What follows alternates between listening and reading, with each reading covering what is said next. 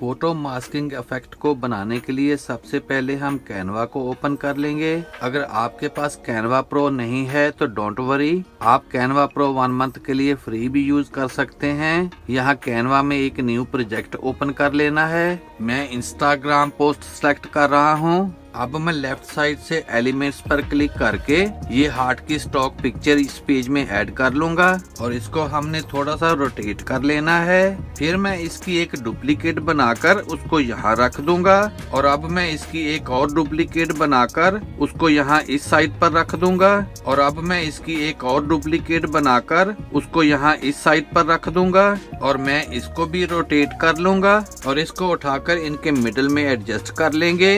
अब मैं इन सबको यहाँ से सिलेक्ट करके और फिर इन सबको थोड़ा सा रोटेट कर लेना है। फिर ऊपर शेयर पर क्लिक करेंगे और यहाँ से ट्रांसपेरेंट बैकग्राउंड को सिलेक्ट कर लेना है और इसको एज अ PNG डाउनलोड कर लेंगे।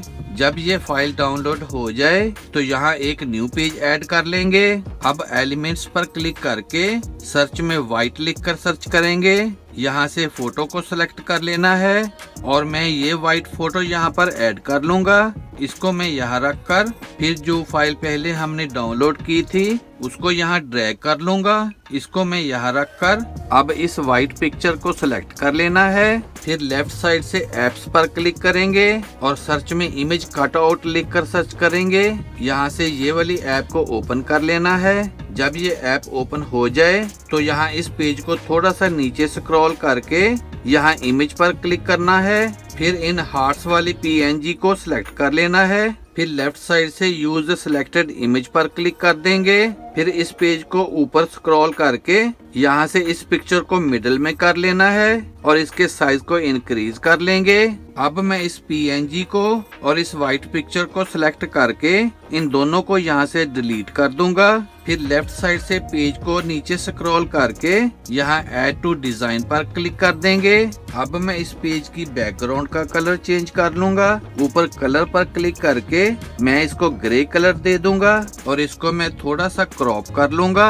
अब मैं इस पिक्चर को यहाँ रखकर इसके साइज को यहाँ तक इंक्रीज कर लूंगा। फिर मैं एलिमेंट्स पर क्लिक करके सर्च में हार्ट लिखकर सर्च करूंगा। यहाँ से फ्रेम को सिलेक्ट करके सी ऑल पर क्लिक करना है। यहाँ से मैं ये हार्ट फ्रेम इस पेज में ऐड कर लूंगा और इसको रोटेट करके इसके साइज को एडजस्ट करके यहाँ पर सेट कर लेंगे। अब मैं एलिमेंट से ये स्टॉक पिक्चर यहाँ ऐड कर लूंगा। इसके साइज को इंक्रीज कर लेंगे। फिर ऊपर पोजीशन पर क्लिक करके लेयर्स पर क्लिक करना है और यहाँ से इस टॉप वाली लेयर की पिक्चर को उठाकर सबसे नीचे वाली जगह पर मूव कर देंगे।